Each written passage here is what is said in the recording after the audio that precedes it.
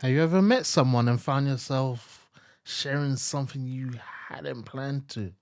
Nothing dramatic, just a story from your week, a worry been sitting quietly in your mind, or something that you never mentioned to anyone before. Then afterwards, thinking, why did I just tell them this? They're a stranger. It's interesting experience because it doesn't happen with everyone.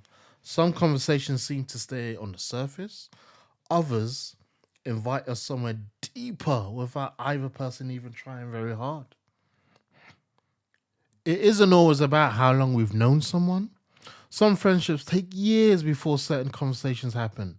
Other times, a discussion with someone you're only meeting for the first time can feel natural, surprisingly. Hmm. That doesn't mean they're wiser or more experienced or that they've said exactly the right thing. Sometimes it's simply how they make us feel while we're speaking. Think about the people you naturally open up to. They often have something in common. You don't feel rushed. You don't feel judged. You don't feel as though, you're being interviewed. There's space, yeah? There's room, there's flexibility to speak.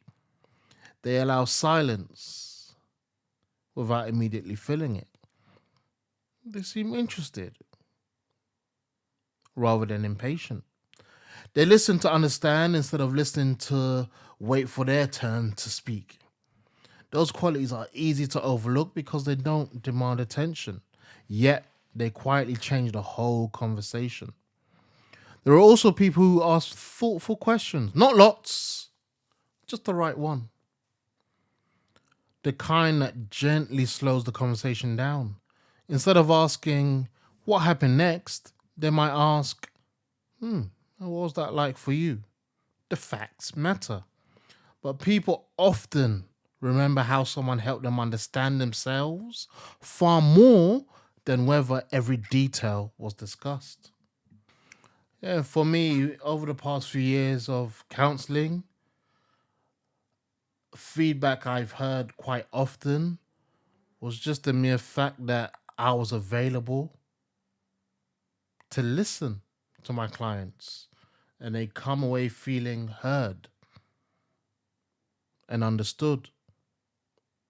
It's easy to assume that good conversations depend on finding the right words.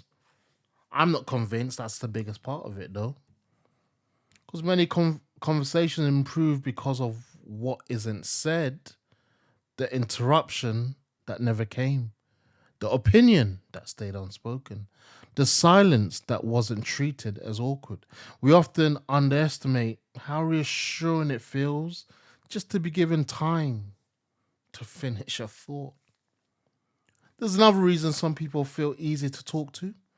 They don't seem to need us to be different.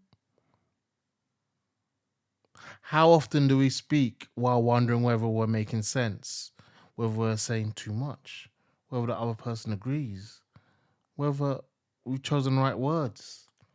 Or when someone accepts us as we are in that moment, those questions become quieter. Not because our worries disappear, because they no longer feel like they have to be hidden.